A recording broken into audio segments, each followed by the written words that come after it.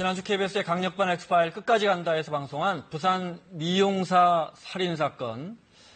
부산의 한 미용사가 성폭행을 당한 후에 숨진 채 발견됐는데 지금까지 범인을 잡지 못하고 있습니다. 당시 과학수사에서 결정적인 실수가 확인됐는데요. 이제라도 다시 범인을 잡을 수 있을까요?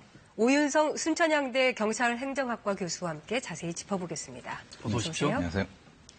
17년 전 사건인데요. 그 당시 성폭행당한 여성의 몸에 남성의 DNA가 나왔다고 하는데 범인을 못 잡은 사건이네요. 네, 당시 2000년 7월 28일입니다. 오후 1시 반에 부산 외곽에 있는 그 공장 앞에 있는 농수로 안에서 당시에 그 하의 속옷 그리고 신발이 없는 상태로 성폭행을 당하고 목이 졸린 상태의 20대 여성의 변사체가 발견이 됐는데 경찰이 이제 그 신원을 확인을 해보니까 바로 그 전날 그 인근에서 식사를 하고 그리고 이제 그 집으로 돌아가던 그 실종된 당시 그 26세의 김모양으로 밝혀졌습니다. 그런데 이제 그 이 여성의 몸속에 아까 말씀하신 대로 범인의 것으로 추정이 되는 DNA가 있는 것으로 경찰이 확인을 하고 수사를 했는데 결국 아직까지 미제 사건으로 남아 있습니다. 네. 2000년 7월 사건이 일어났던 날 밤에는 어떤 일이 일어났을까요? 저희가 화면으로 재구성했습니다. 2000년 7월 미용사로 일하고 있던 지혜 씨는 퇴근 후 동료들과 술자리를 9시에 일을 마치고 그 4명이서 이제 그 택시 한 대에 타고 이 동네로 와가지고 그 2층에 있는 이제 소주방에 가서 4명이서 안주를 시켜가지고 소주 3병을 나누어 마셨다고 했습니다. 오랜만에 가진 동료들과의 회식 자리, 지혜 씨는 약 1시간 반 정도 시간을 보냈고 길 맞은편에 있는 노래방으로 이동을 했습니다. 여기 온 것은 이제 그 11시경 조금 못 돼서 왔나 봐요. 그래서 여기서 노래방에서 1시간가량 노래하고 논 걸로 그렇게 진술이 되어 있습니다. 동료들과 함께 노래방을 나온 시각은 자정 무렵이었고요. 노래방 앞 사거리에서 지혜 씨는 일행과 헤어지고 각자 집으로 향했습니다. 이 자리에서 최종적으로 이 자리에서 이제 마지막으로 헤어지면서 뭐 내일 보자 서로 잘 가라 그렇게 하면서 마지막으로 3분이 남아 있었는데 누구는 택시를 타려고 저쪽으로 갔고 예단은 이제 자기 집이 이쪽이니까 이쪽으로 걸어올랐습니다. 동료들과 헤어진 곳에서 지혜 씨의 집까지는 걸어서 갈 수 있는 가까운 거리였습니다. 그런데 지혜 씨는 집까지 200m도 채 남지 않은 지점에서 누군가의 차에 타는 모습이 목격됐습니다. 검은색 주고 다니냐 아닌데 간색인가 저게 요즘에 따지면 뭐 이런 색인가 하여튼 검은색은 아니야. 목격자의 이야기에 따르면 지혜 씨 옆에 한 차량이 급정거했고 차에서 내린 젊은 남성이 지혜 씨와 짧은 대화를 나눈 뒤 두 사람이 함께 뒷좌석에 타고 어디론가 갔다고 합니다. 하지만 지혜 씨는 동료들과 헤어진 지 약 12시간 후에 농가가 있는 작은 공장 앞 농수로에서 숨진 채 발견됐는데요.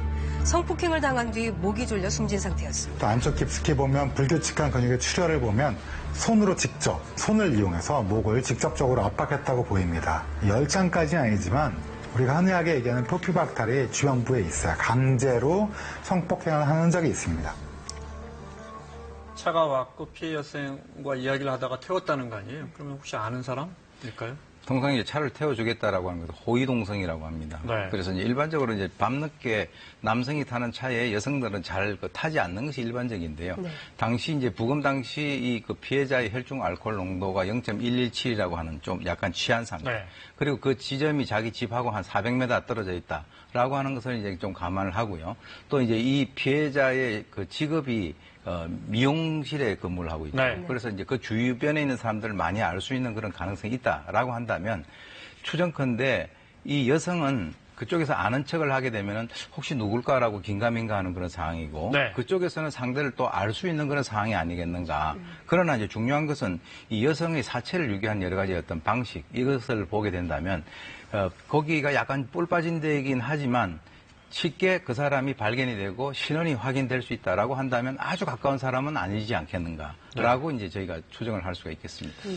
네, 집이 400m밖에 남지 않았는데 아무리 술이 좀 얼큰하게 취했다고 해도 모르는 사람 차는 타지 않을 것 같고요. 차량 뒷좌석에서 내린 사람과 이야기를 나누다가 뒷좌석에 같이 탔거든요. 그럼 앞좌석에 또 누가 운전하는 사람이 있었으니까 그러면 범인들은 2명 이상이다. 이건 어떻습니까? 굉장히 중요한 것이 이제 당시에 그 목격자 진술이 있는데요. 처음에 이제 최초에 이 사람이 조서상에서 진술을 하기로는 조수석에 타고 있었다라고 얘기하고 지금 한 17년 정도 지나니까 네, 네. 약간 헷갈린다 이렇게 얘기를 하고 있습니다. 어쨌든 간에 한 사람이 내려가지고 피해자를 뒷좌석에 태우고 난 뒤에 바로 출발했다라고 네. 하는 것은 운전석에 누가 하나 앉아있다라고 우리가 추정을 해본다면 적어도 2명 이상의 범인이다 이렇게 얘기를 할 수 있겠습니다. 네. 피해 여성이 방금도 살펴봤지만 마지막으로 목격된 장소와 또 시신이 숨진 채 발견된 장소가 그렇게 멀진 않아요. 이건 어떤 걸 의미합니까? 지금 이제 마지막 목격 장소하고 시신 유기 지점까지 한 5.7km 정도 되거든요. 네. 이 이제 대저동 쪽인데. 네, 어떻게 보면 적어도- 멀다면 멀지만요. 네. 사실은 차량으로 이동을 하게 된다면 별로 이렇게 먼 거리가 아니죠. 네. 그래서 이제 이 사람은 적어도 이제 동네 거주자 또는 그 근처에서 적어도 그쪽 지역을 자주 이동을 할 수 있는 지리감이 있는 사람이 아닌가. 네. 이렇게 이제 경찰도 추정을 하고 있습니다. 네. 피해 여성이 성폭행을 당한 후에 목이 졸려서 숨진 것으로 드러났잖아요.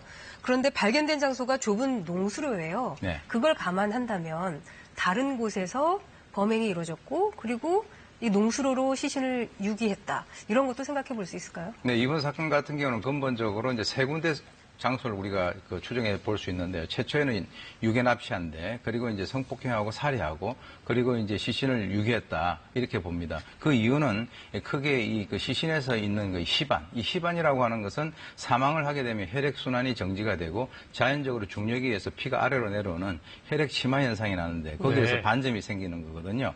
그래서 그것이 등에 형성이 되어 있는데 유기되어 있는 상태에서는 약간 옆으로 이렇게 누워 있었다라고 하는 것은 이동을 했다라고 하는 것을 네. 의미를 하고요. 네. 또 하나는 이제 찰과상이라든가 이런 것들을 보게 된다면 그 밑에 있는 아스팔트 같이 약간 그 인공 구조물에 의한 것이다. 그리고 이제 중요한 것이 이 피해자가 사망을 할 때 손에 들고 있던 이 풀이 있었어요. 네, 네. 그 풀이 바로 이 농수로에서 있는 것이 아니다라고 했을 때는 충분히 3군데의 장소에서 연속적으로 범행이 이루어졌다라고 생각을 할 수 네, 있겠습니다. 사망 그 사체에 저렇게 풀을 쥐고 있었군요. 네. 그렇다면은 그 피해자가 손에 쥐고 있던 그 풀의 서식지를 좀 조사를 해본다면 어디서 뜯었는지. 예, 네. 네. 또 범행 장소를 알 수 있지 않을까요? 아까 이제 말씀드린 대로 그 농수로에는 없고요. 네. 지금 이제 그 이 식물학을 전공한 분들이 이제 확인을 해보니까 이것이 이제 마디가 있는 초본 식물이다라고 한다면 이 근처가 이제 낙동강 주변 지역이거든요. 그래서 이제 그 근처에 이러한 이 풀이 서식을 할 만한 정도의 습기가 있는 장소가 있었다라고 하고요.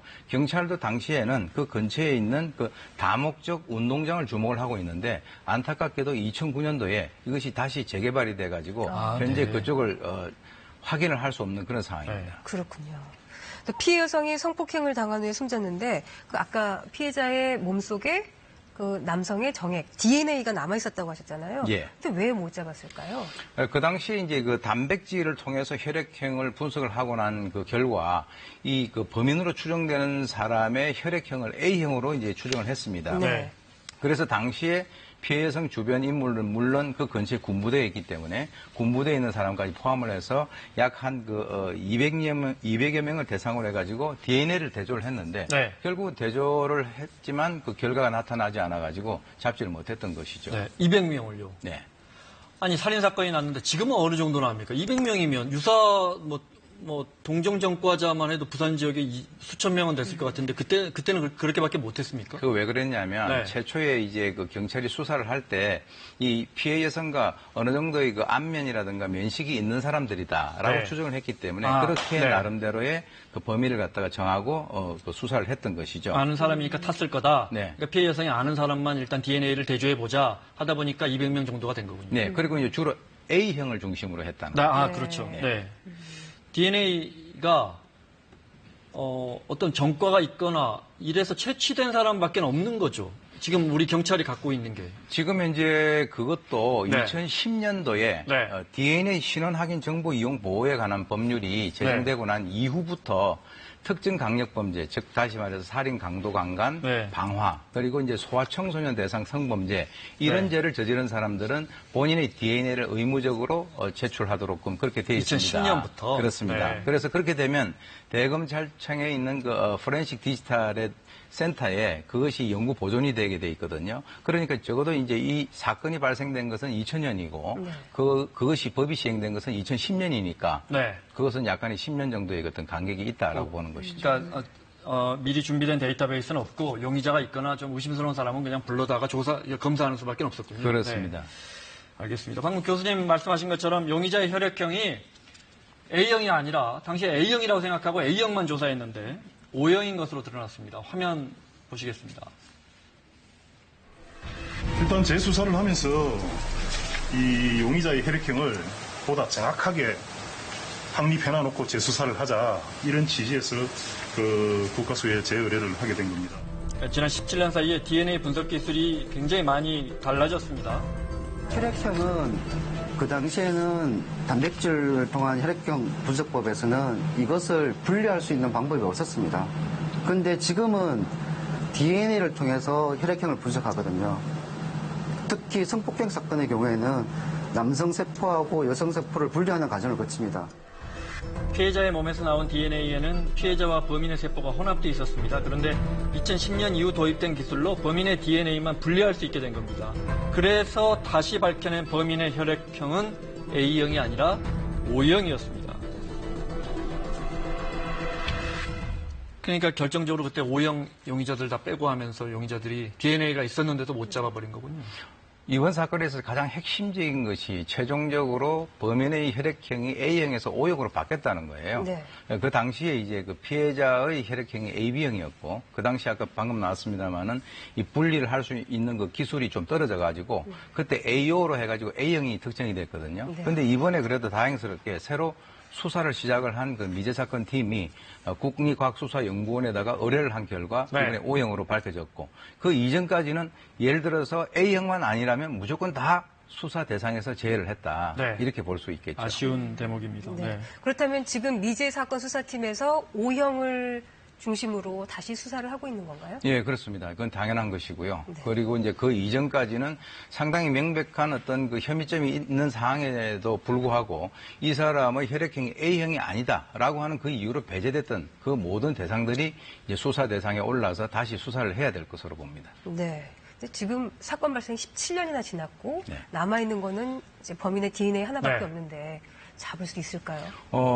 저는 사실은 이제 상당히 가능성이 높다라고 보는 것이 지금 이제 이 A형이라고 했는데 O형이라고 하는 그것이 새로 나왔고 이미 DNA는 지금 이제 확보가 되어 있는 네, 상황이에요. 네. 그렇기 때문에 이제 그동안에 용의 선상에 올랐던 사람들 중에서 A형이 아닌 사람들을 중심으로 해가지고 DNA를 만약에 비교 대조를 해가지고 수사를 하게 된다면 설사 그 사람이 그 당시에 있어서의 알리바이를 자기는 아니다라고 주장을 한다 하더라도 DNA 있으니까. DNA가 있기 네. 때문에 충분히 잡을 수 있다. 그래서 어떻게 보면은 지금 이 사건과 관련된 이 범인이 다리를 뻗고 자지 못하는 그런 상황이 아니겠는가 생각이 됩니다. 네. 매주 토요일에 방송되는 네. KBS 1TV 강력반 X파일 네. 끝까지 간다에서는 부산 미용사 살인 사건을 비롯해서 오랜 시간 범인을 잡지 못하고 있는 장기 미제 사건을 추적하고 있습니다. 시청자 여러분들의 많은 관심 부탁드립니다. 네. 자, 순천향대 오윤성 교수와 함께 했습니다. 고맙습니다. 네.